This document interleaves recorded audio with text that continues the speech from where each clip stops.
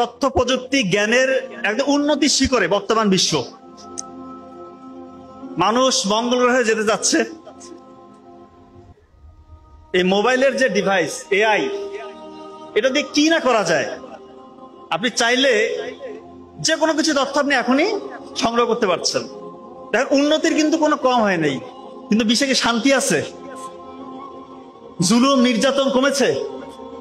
সব জায়গায় দেখেন অপারেশনের শিকার হচ্ছে। আমরা পরিবারের দিকে একটু চিন্তা করেন, পরিবারগুলো আজকে ভেঙে যাচ্ছে, পরিবারগুলোতে শান্তি নাই, অভিভাবকরা অশান্তিতে থাকে। তাদের সন্তান যাদেরকে তারা নিজের জীবনের থেকে বেশি ভালোবাসে, সেই সন্তানটা যখন বিগড়ে যায়, ওই অভিভাবকের অবস্থাটা কি হয়? আমরা এখন পেপার পত্রিকা দেখি সন্তানের হাতে বাবা বা মা খুন। কিছুদিন আগে একটা খবর দেখলাম যে সন্তান, বাংলাদেশের ঘটনা, বাবা মার এগেনস্টে কোর্টে গিয়ে মামলা করেছে, তার নাকি স্বাধীনতা হরণ করেছে। ওয়েল এডুকেটেড, যথেষ্ট শিক্ষা তার আছে, দুনিয়াবী শিক্ষা তার যথেষ্ট আছে। ঘাটতিটা কোন জায়গায়? ঘাটতিটা হচ্ছে ইসলামিক যে মূল্যবোধ, সেটার অভাব। আমরা আজকাল বাচ্চা কাচ্চাকে বড় করবো, ডাক্তার করবো, ইঞ্জিনিয়ার করবো, বিদেশে পড়াবো, সবই করছি, কিন্তু তার ইসলামিক যে ভ্যালু সেটা দিচ্ছি না। এটা যদি তার ভিতরে আমরা 20টা শিশু বয়সে বপন করে দিতে পারি, তাহলে কিন্তু এই পরিস্থিতির মধ্যে আমাদেরকে আর পড়তে হবে না। কোন অভিভাবক না চায় যে বৃদ্ধ বয়সে আমার সন্তানটা আমাকে একটু দেখভাল করবে? সবাই চাই।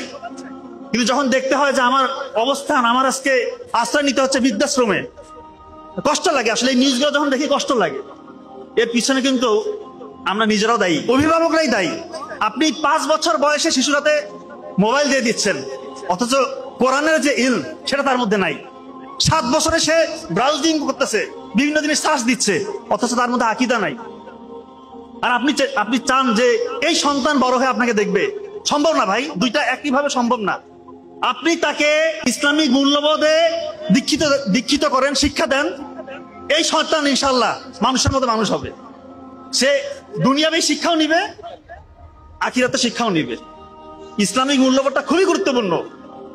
আপনি যদি সত্যিকার অর্থেই আপনার সন্তানকে মানুষের মতো মানুষ করতে চান, ইসলামিক শিক্ষাটা দিবেন, এবং অবশ্যই শিশু বয়সে।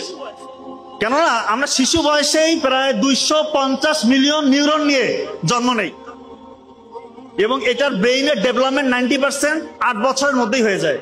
যারা ডক্টর আছে তারা আমার সাথে একমত হবেন। তো 90% ব্রেইনের ডেভেলপমেন্ট প্রথম 8 বছরে। এই সময় আপনি ওই বাচ্চাকে যা দিবেন সেটা আজীবন সে মনে রাখতে পারবে ইনশাল্লাহ।